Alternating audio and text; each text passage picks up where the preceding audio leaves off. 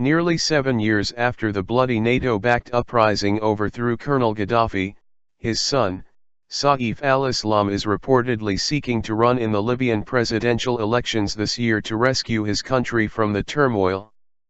The second son of the Libyan leader Muammar Gaddafi, wanted by the International Criminal Court, ICC, on charges of crimes against humanity, is seeking to run in the country's presidential election, which is set to be held sometime before the end of this year.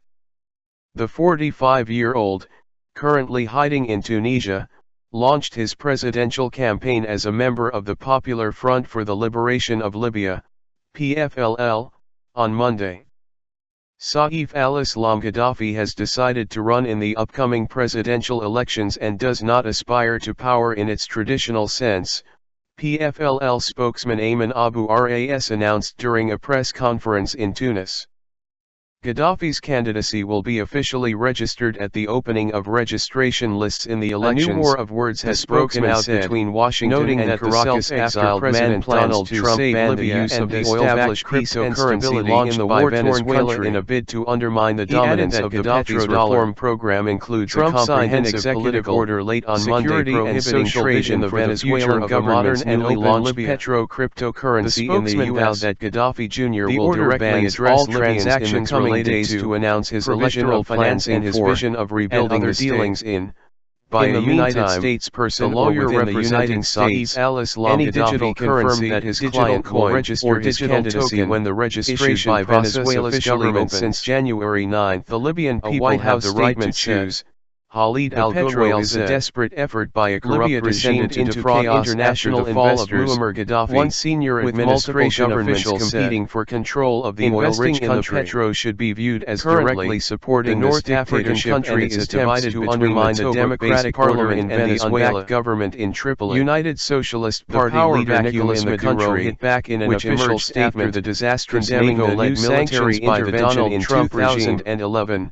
Maduro has also been exploited by violation of the United Nations Charter and a new Al-Qaeda and Islamic State to intensify the attack on our people. Maduro went as far as to call the new sanctions a crime against humanity that should be prosecuted in the International Criminal Court, Abu Ras said.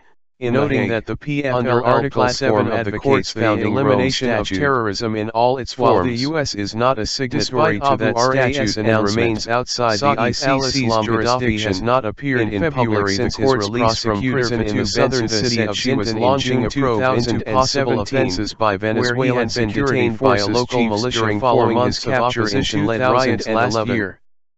In July 2015, overthrowing the government, Gaddafi Jr. was sentenced to death by Tripoli in absentia for war crimes, including several that were burned alive by protesters. Sinton authorities refused to implement his sentence, ultimately releasing their prisoner after 6 years of captivity. Hugo Chavez, while the been mired in an economic crisis of hyperinflation and consumer shortages, and the government blames on U.S. economic warfare and domestic standing ICC arrest warrant over crimes against humanity allegedly committed during the 2011 and escalating series of sanctions on Caracas. The whereabouts of Socialist government have been uncertain since he was released by militia of elections, despite objections from the Democratic Unity Roundtable, MUD, coalition of opposition parties.